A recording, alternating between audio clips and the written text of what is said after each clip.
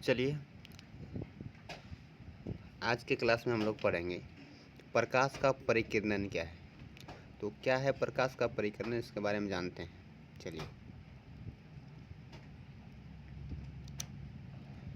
मान लेते हैं कि ये एक पार्टिकल है, यह एक पार्टिकल है ना। इसमें एक प्रकाश आपतित हो रही है, एक प्रकाश क्या हो रही है, आपतित हो रही है, यानी प्रकाश एगो आ रही है। जैसे ही प्रकाश आएगी इसमें तो क्या होगा कि ये कण इस प्रकाश को एब्जॉर्ब कर लेगा, यानी अवशोषित कर लेगा। और अवशोषित करने के बाद ये अलग अलग दिशा में इसी प्रकाश को फैला देगा, इसी प्रकाश को अलग अलग दिशा में क्या करेगा, फैला देगा। और इसी को हम लोग क्या कहते हैं, प्रकाश का परिकिरणन कहते हैं, प्रकाश का परिकिरणन कहते हैं, है ना। तो क्वेश्चन क्या था, क्वेश्चन था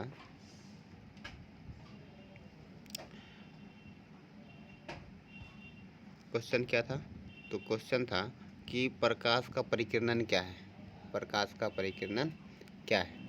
चलिए इसके बारे में जानते हैं हम लोग, प्रकाश का परिकिरणन क्या है। देखिए तो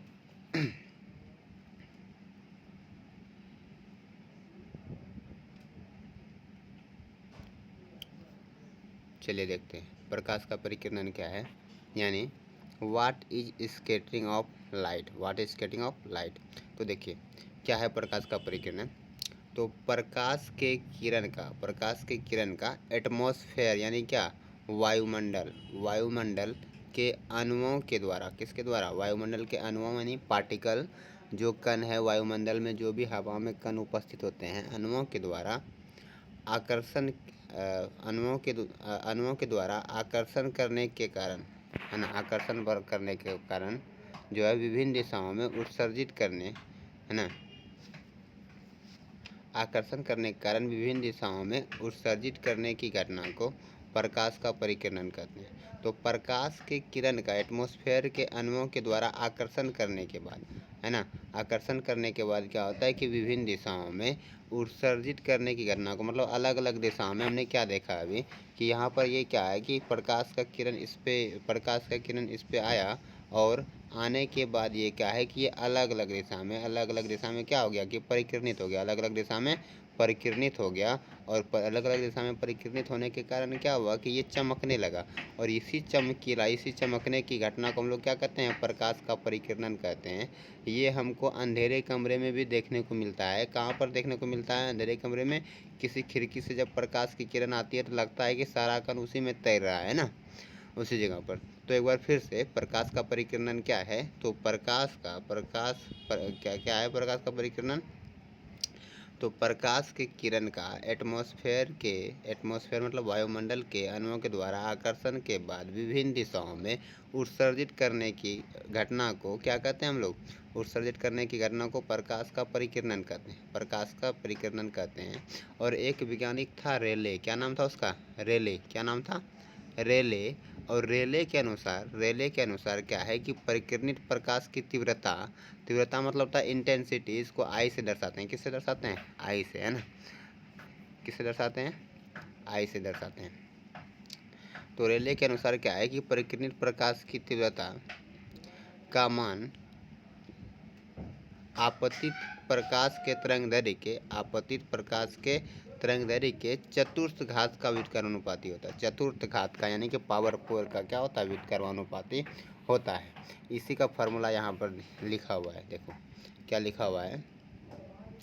ये जो आई है ये क्या है, प्रकाश का इंटेंसिटी यानी कि प्रकाश की तीव्रता, ये किसके समानुपाती है, तो 1/λ पर पावर 4, 1/λ पर पावर 4, यानी कि लैम्डा मतलब क्या, तरंगदैर्घ्य। लैम्डा मतलब क्या होता है, तरंगदैर्घ्य है ना। लैम्डा मतलब क्या है, तरंगदैर्घ्य। चलिए आगे देखते हैं। तो रेले के परिकिरणन में अणुओं का आकार जो है आपतित प्रकाश के, रेले के परिकिरणन में अणुओं का जो आकार है, रेले के परिकिरणन में अणुओं का आकार क्या है कि आपतित प्रकाश के आपतित प्रकाश के तरंगदैर्घ्य के बहुत कम होना चाहिए। यानी कि इसका कहने का मतलब है कि जो प्रकाश का जो तरंगदैर्घ्य होगा यानी लैम्ब्डा का जो मान होगा वो क्या होगा, बड़ा होना चाहिए, है ना। किससे?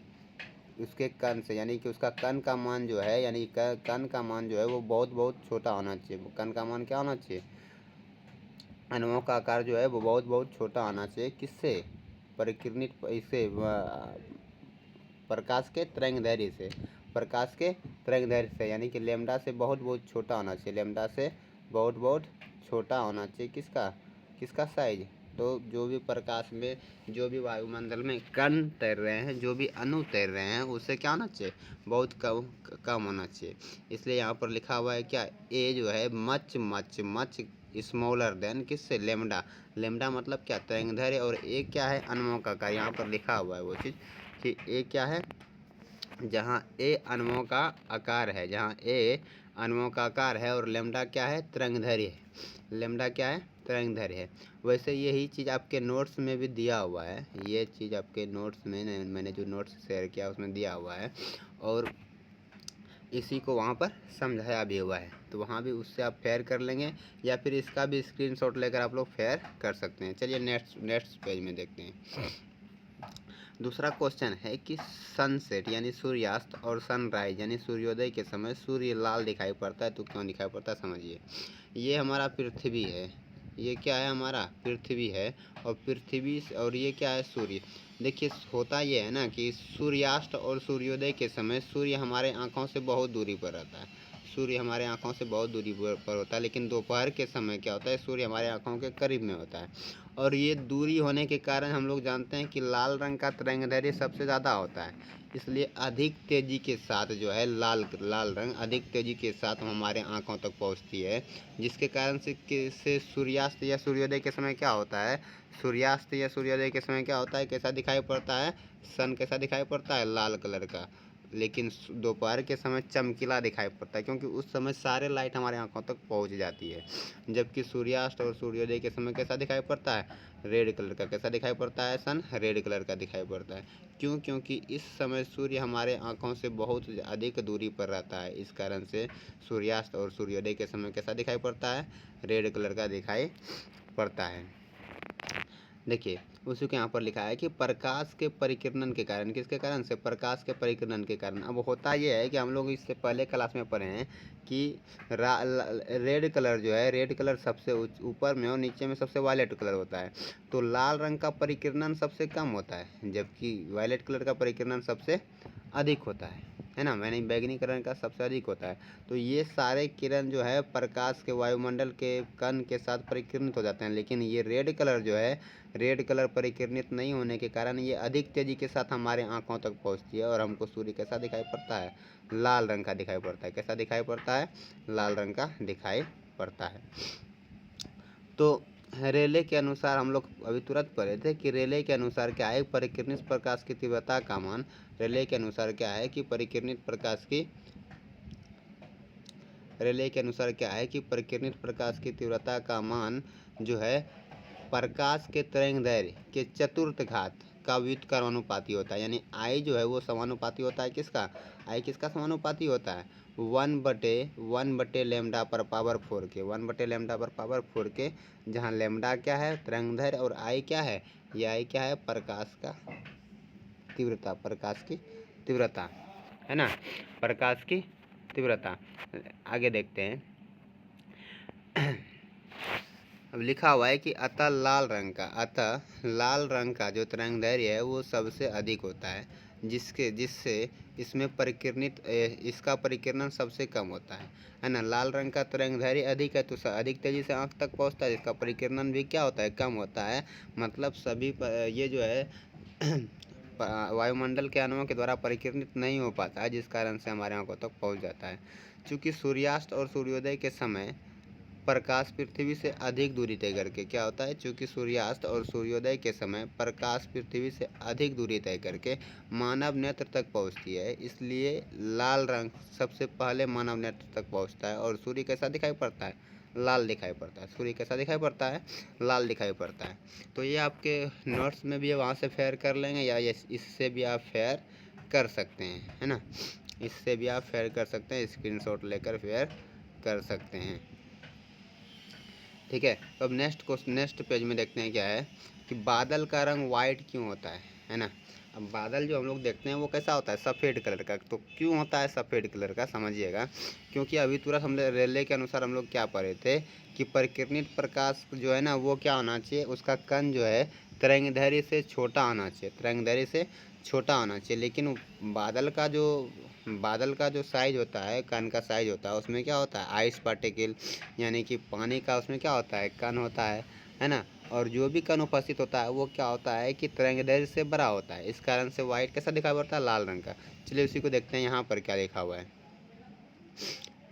क्वेश्चन क्या है कि बादल का रंग वाइट होता है क्यों, बादल का रंग वाइट होता है क्यों। तो क्यों होता है समझेंगे। प्रकाश के परिकिरणन के कारण बादल का रंग कैसा होता है, सफ़ेद होता है। देखिए बोल रहा है कि सफ़ेद बादल का में उपस्थित कण, यहाँ पर गण नहीं, ये क्या है मिस हो गया है, यहाँ पर कण लिखाएगा, क्या लिखाएगा यहाँ पर कण हो जाएगा, है ना।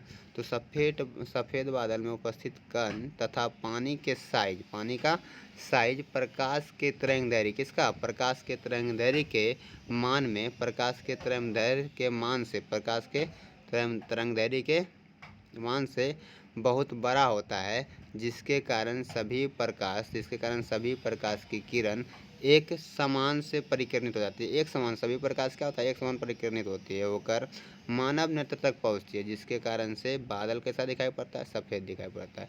एक बार फिर से हम लोग इसे पढ़ लेते हैं।